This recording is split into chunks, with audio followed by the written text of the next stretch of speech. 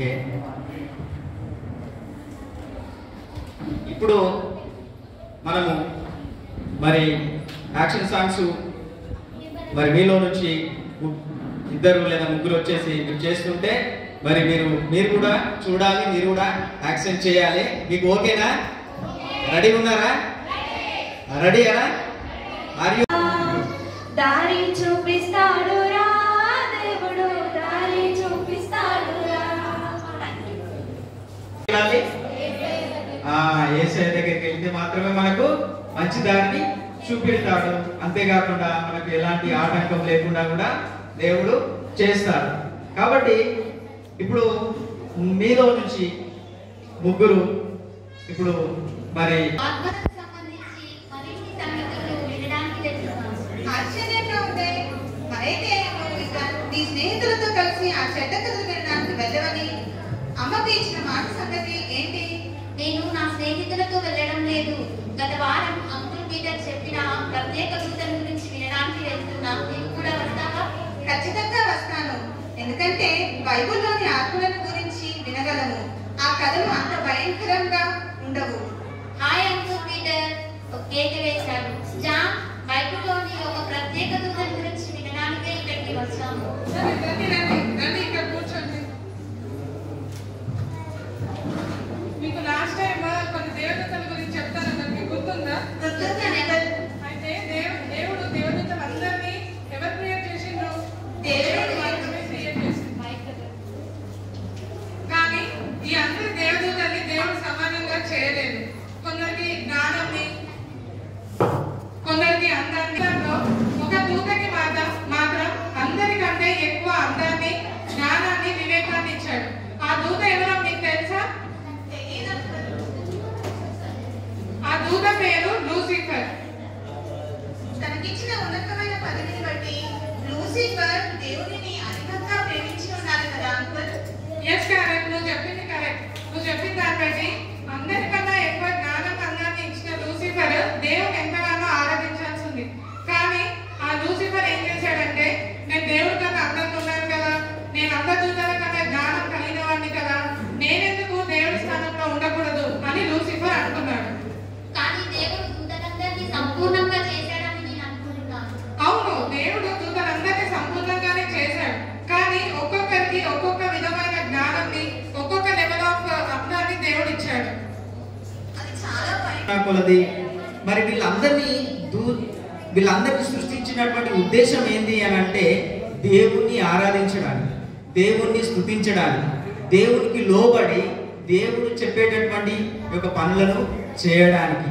కానీ ఒక రోజున లూసిఫర్ దూతలో చెడు ఆలోచన కలిగింది.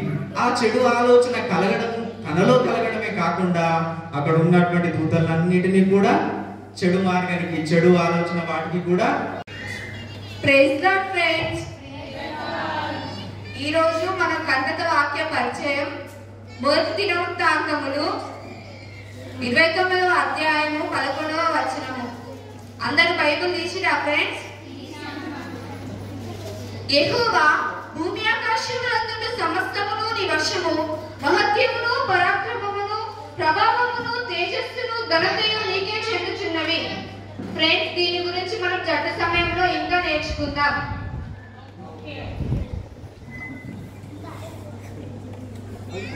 ఫ్రెండ్కి అందరూ చప్పట్లు కొట్టండి.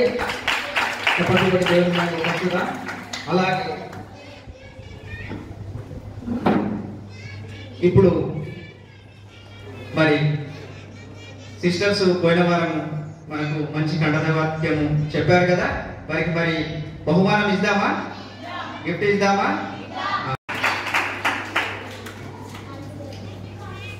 ఇప్పుడు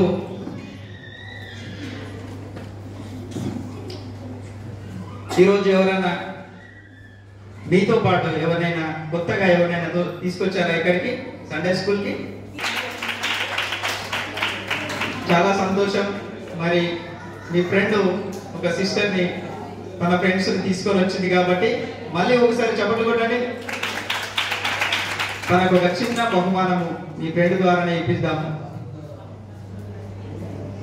అందరూ చప్పట్లు కొట్టండి.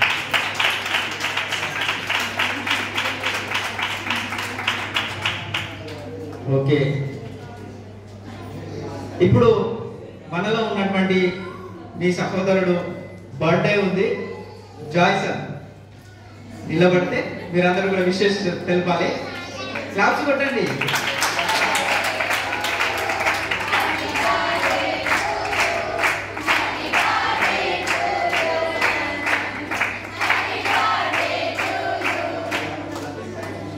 Thank you.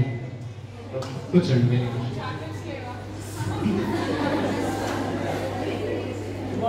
ఓకే, ఇంకా ఇప్పుడు మనలో ఎవరికైనా అవసరతలు, ప్రార్థన అవసరతలు వస్తే నాకు పింక్ కలర్ సైకిల్ కొనిస్తా ఉన్నాడు అన్నయ్య.